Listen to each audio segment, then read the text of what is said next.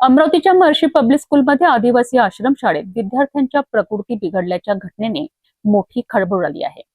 उलटी आणि जुलाबाचा त्रास झाल्यानंतर 5 विद्यार्थ्यांवर उपचार सुरू असून त्यांची प्रकृती सध्या स्थिर असल्याची माहिती आहे. मात्र याच घटनेत इयत्ता 11वीतील विद्यार्थी राजेश बेठेकर याचा मृत्यू झाल्याने अनेक गंभीर प्रश्न उपस्थित झाले आहेत. विद्यार्थ्यांना वेळेवर रुग्णालयात दाखल करण्यात आले का? शाळा प्रशासनाने आपली जबाबदारी योग्य पद्धतीने पार पाडली का? आणि मृत राजेशच्या कुटुंबाला शासनाकडून आर्थिक मदत मिळणार का? हे प्रश्न आता ऐरणीवर आले आहेत. महर्षी पब्लिक स्कूलमधील आदिवासी आश्रम शाळेतील विद्यार्थ्यांना उलटी आणि जुलाबाचा त्रास सुरू झाल्यानंतर 14 ऑगस्ट रोजी आजारी विद्यार्थ्यांची संख्या वाढली आहे. या विद्यार्थ्यांना तातडीने रुग्णालयात दाखल करण्याऐवजी त्यांना त्यांच्या घरी पाठविण्यात आल्याचा आरोप आहे. इयत्ता 11वीमध्ये शिकणारा राजेश बेठेकर यालाही चिखलदरा तालुक्यातील काजडखेड येथील त्याच्या घरी पाठविण्यात आले. मात्र त्याची प्रकृती गंभीर झाल्यानंतर 16 ऑगस्टच्या पहाटे त्याचा मृत्यू झाला. या घटनेनंतर विद्यार्थ्यांच्या आरोग्य व्यवस्थेबाबत गंभीर प्रश्न उपस्थित झाले आहेत.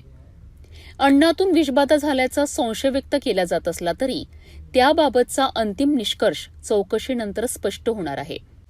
आजारी असलेल्या 5 विद्यार्थ्यांना अमरावती शहरातील राजापेठ परिसरातील रुक्मिणीनगर येथील डॉक्टर मलिये या रुग्णालयात उपचारासाठी दाखल करण्यात आले असून त्यांची प्रकृती स्थिर असल्याची माहिती आहे. मात्र नियमानुसार विद्यार्थ्यांना शासकीय रुग्णालयात उपचारासाठी दाखल करणे अपेक्षित असताना त्यांना खासगी रुग्णालयात उपचारासाठी दाखल करण्यात आल्याने पालकांकडून प्रश्न उपस्थित केले जात आहेत.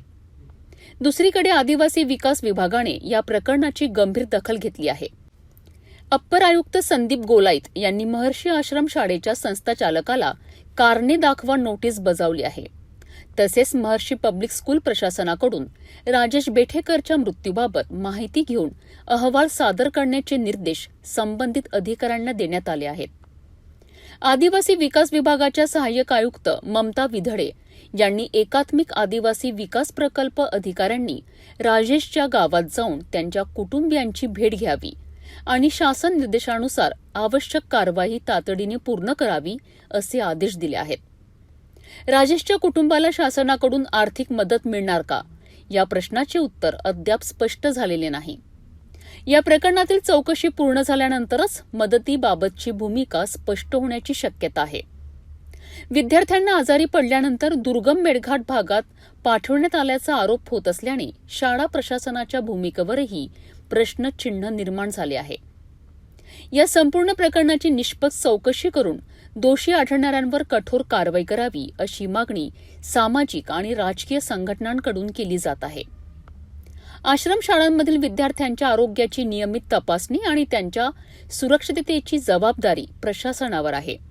त्यामुळे या प्रकरणाच्या चौकशीत नेमकी काय वस्तुस्थिती समोर येते आणि राजेशच्या मृत्यूला जबाबदार कोण याकडे आता सर्वांचे लक्ष लागले आहे.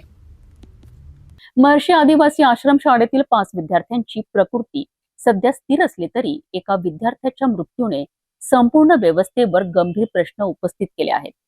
संस्थाचालकाला कारणे दाखवा नोटीस बजावण्यात आली असून चौकशी अहवालानंतरच पुढील कारवाई काय होते आणि राजेश बेठेकरच्या कुटुंबाला आर्थिक मदत मिळते का याकडे आता पालकांसह सर्वांचे लक्ष लागले आहे.